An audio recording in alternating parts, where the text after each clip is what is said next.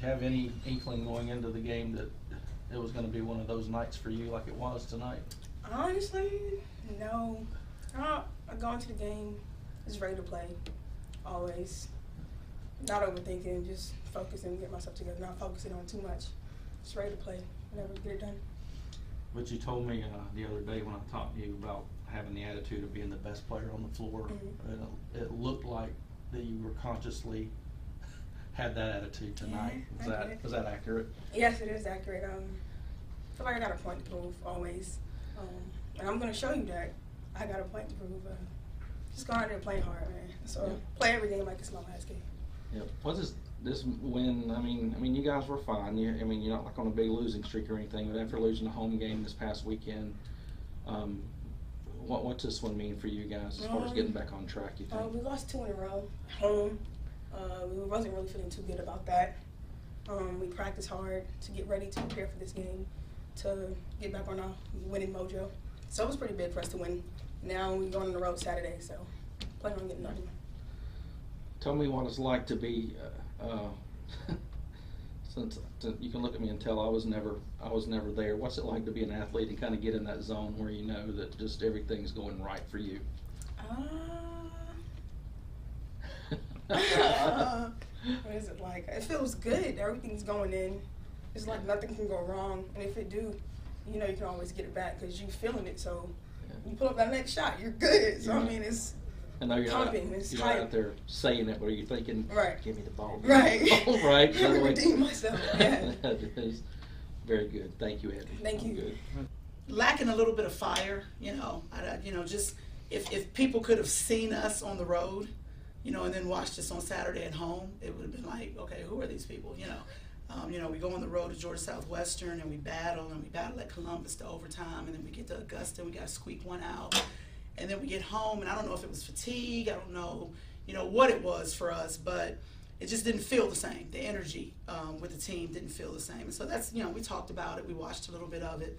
One of the things that I'm most proud of today was the style of defense that Pembroke played was exactly the same style that Flagler played. It was a real kind of passive, stand in the paint, dare you to hit jumpers, and I thought we did a really, really poor job of attacking it and knowing how it should be attacked.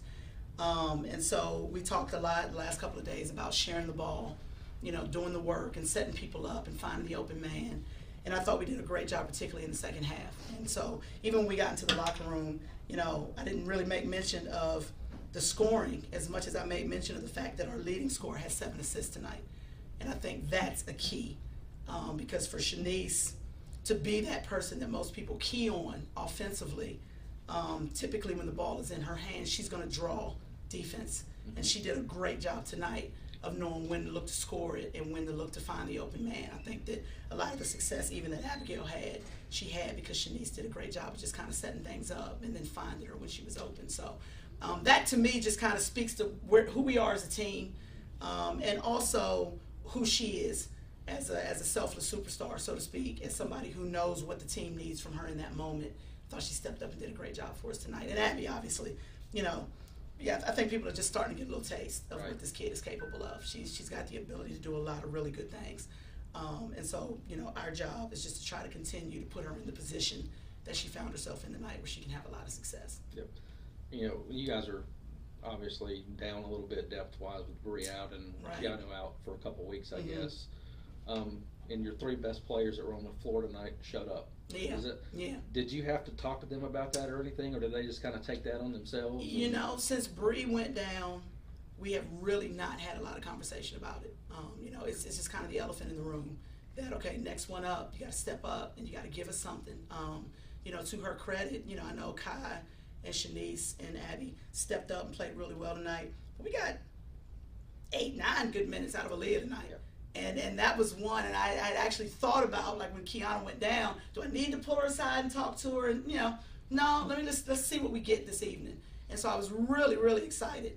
That I think our kids just have that next one in line mentality that maybe this is the opportunity that I've been waiting on to show Coach what I can do. I thought she stepped on the floor. We got to get her a little bit tighter defensively, but I think in terms of what she gave us on offense today and handling the ball and getting us into our offense and bringing a little bit of energy when she was on the floor, That just is what this team has done all season. We've seen a lot of adversity on and off the court, grades and injuries and everything else. And this team has just kind of kept plowing forward. We've been preaching positive energy and show up and play for each other. And so I just, I couldn't be prouder of the effort that I got from everybody that stepped onto the floor tonight. It's exactly what we're going to have moving forward.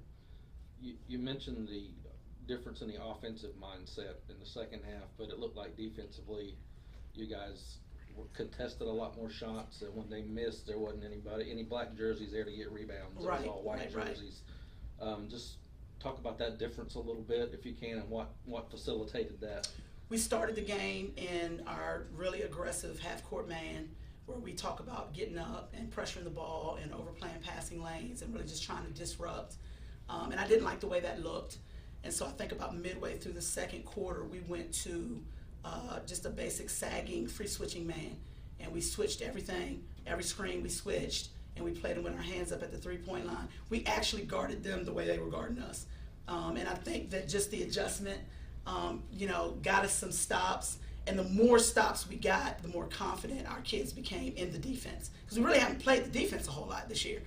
We typically like a more aggressive brand of defense, but at the end of the day, all you really want to do is contest the shot. You just want to be in position to contest the shot. And so if your defense isn't allowing you to do that because you're not defending screens the right way, or you're not communicating in transition, getting matched up, then you got to make adjustments. And so, I just felt like coming out of that first quarter, we hadn't defended them real well. They shoot the ball way too well to give them too many open looks. And so the mindset became, if we can just stay in front of them and switch everything and help each other a little bit. And so we went to a little bit more sagging, less pressure, but a little bit more sagging team concept. And I thought our kids picked up on it and did it really, really well for the last 2.5 quarters of the game. Yeah, where I think they were 9 of 30 in the second half. Yeah, it made a huge difference for us. It definitely did. Yeah.